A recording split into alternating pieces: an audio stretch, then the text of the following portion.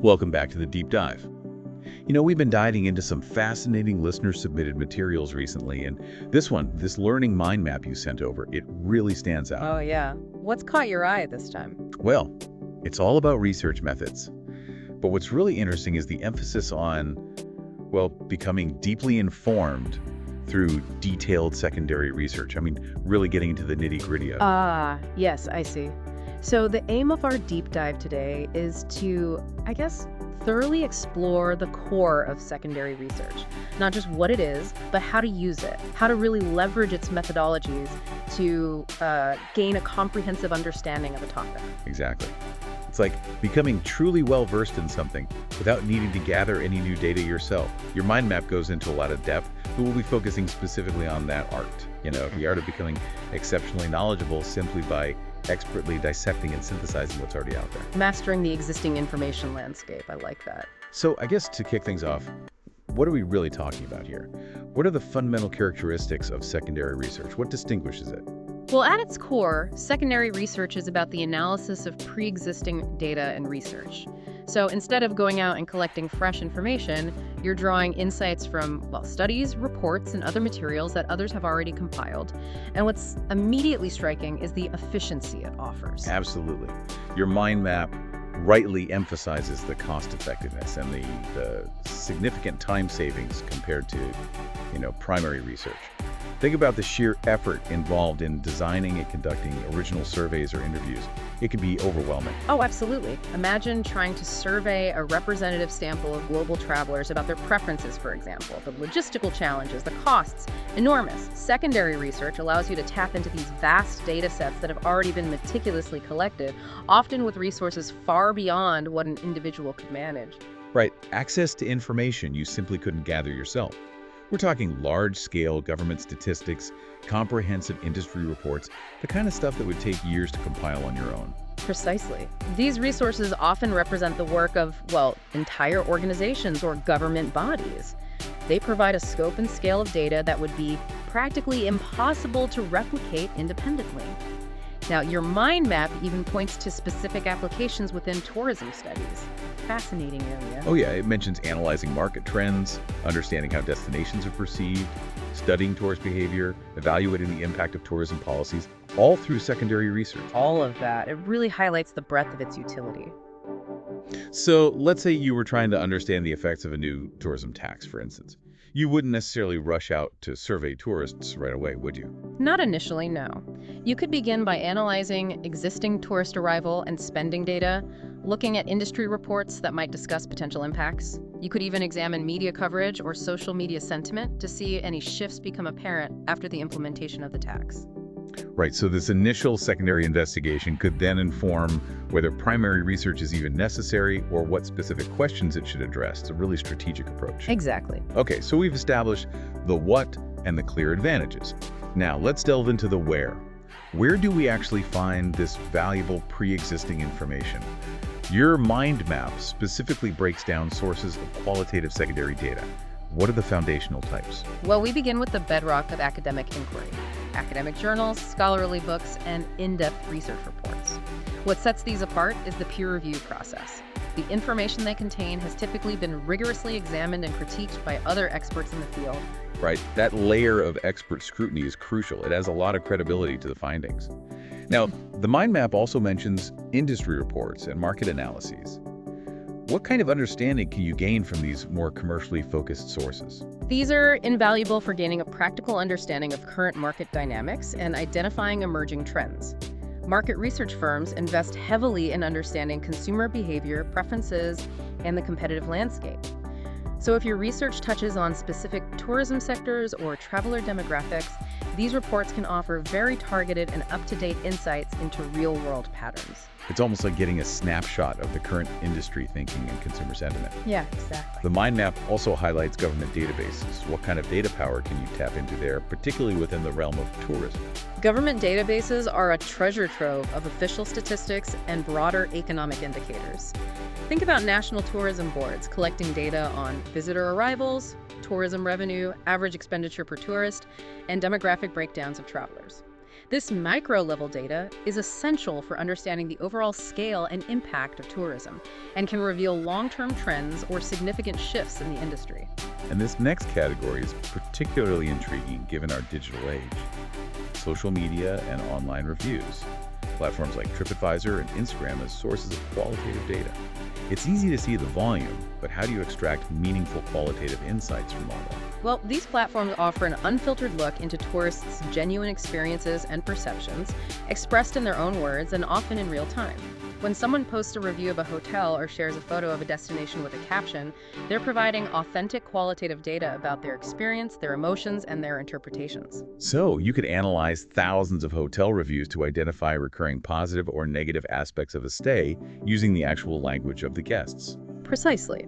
And your mind map gives a compelling example of analyzing destination image using academic journals. It mentions a systematic literature review encompassing 50 articles from 2015 to 2023, specifically focused on how destinations are being portrayed and perceived. That kind of comprehensive synthesis of existing academic work can reveal significant evolutions in destination branding and perception over time. Wow. So we've mapped out where to find this wealth of qualitative secondary data. But once you've gathered it, how do you actually make sense of it all? Your mind map delves into specific data analysis techniques. Let's start with content analysis. What's the core principle there? Content analysis, as your mind map indicates, is a systematic method for identifying specific themes and patterns within text or visual data. The emphasis here is on the structured and methodical approach. It moves beyond simply reading and offers a way to quantify and interpret the presence of certain concepts or ideas within your chosen sources. The example provided is looking for the word unemployment in tourism-related documents to understand related terms and underlying meanings. How does that systematic identification process work in practice? Imagine you're researching the socio-economic effects of tourism in a particular region. You could use content analysis to search through tourism development plans, local news articles, and government reports for mentions of unemployment. But the analysis wouldn't stop there. You would then examine the surrounding text to understand the context in which unemployment is mentioned. Is it linked to seasonality in tourism jobs? Does it discuss the creation of new jobs in the sector? By systematically analyzing these co-occurring terms and phrases, you gain a much richer understanding of the relationship between tourism and unemployment beyond just the frequency of the word itself. It's about understanding the nuanced story woven around those key terms. Fascinating. Next up is thematic analysis. It sounds like it also deals with identifying patterns, but perhaps in a more interpretative way. Exactly. While content analysis can be more quantitative, focusing on counting occurrences, thematic analysis is more focused on identifying overarching themes and patterns of meaning across your data. It's about sifting through the qualitative information to uncover the key ideas, concepts, and perspectives that are consistently present. The example given is analyzing TripAdvisor reviews of London attractions to uncover themes and tourist satisfaction. Walk us through how you'd practically apply thematic analysis to something like that. Sure.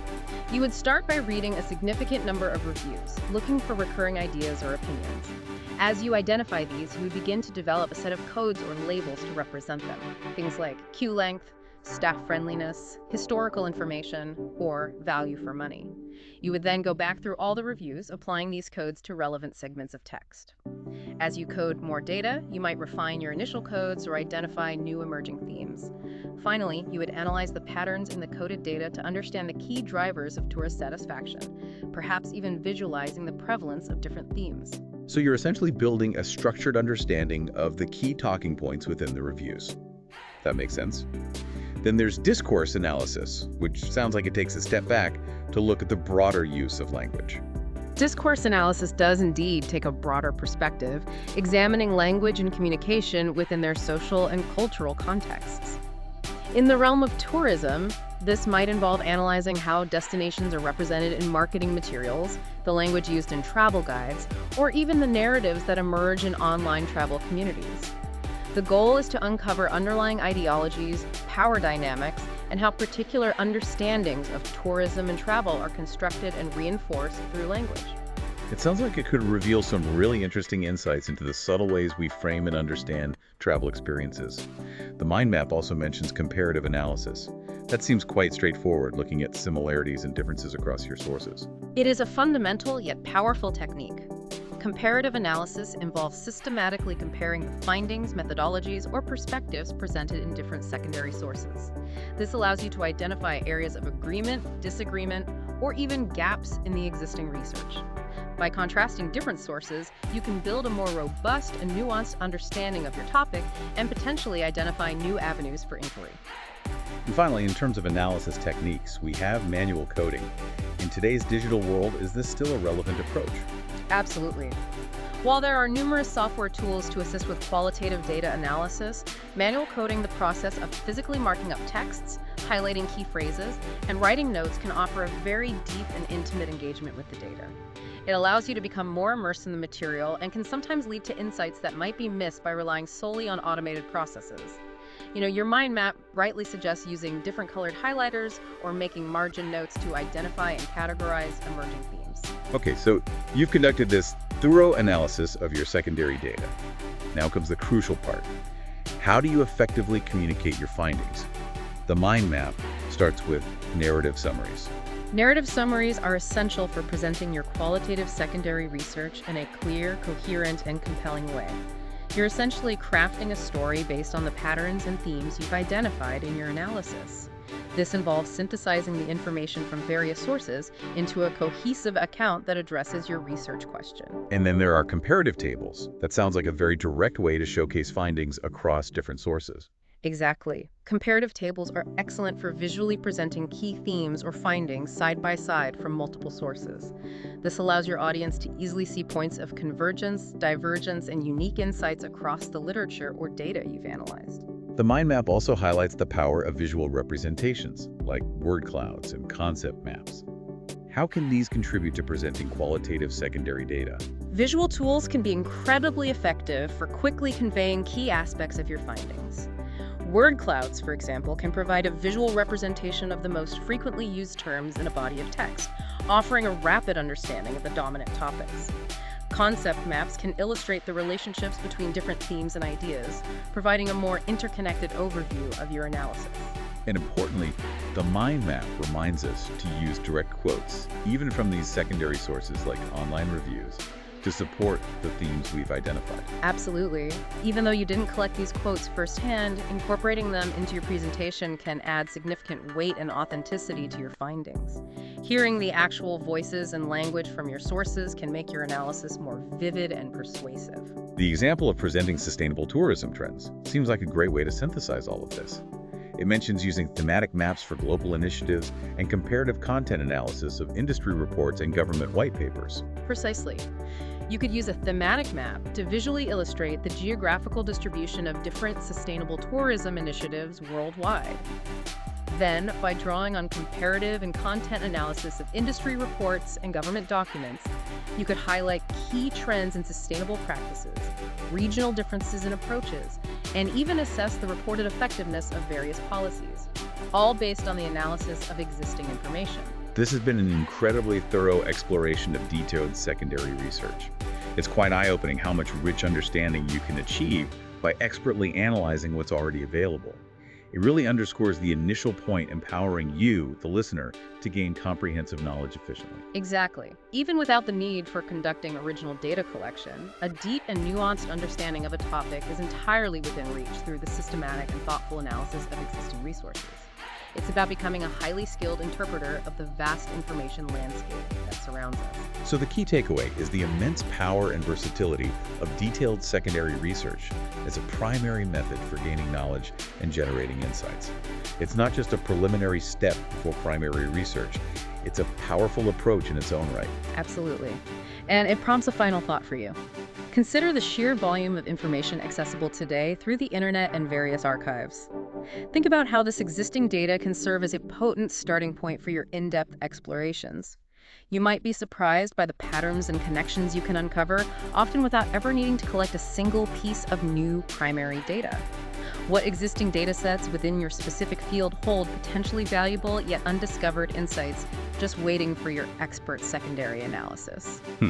That's a really great point to end on. I think we've all got some digging to do. Thanks for joining us on the deep dive, and be sure to send in your materials for future episodes. We love exploring these fascinating topics with you. Until next time. Until next time.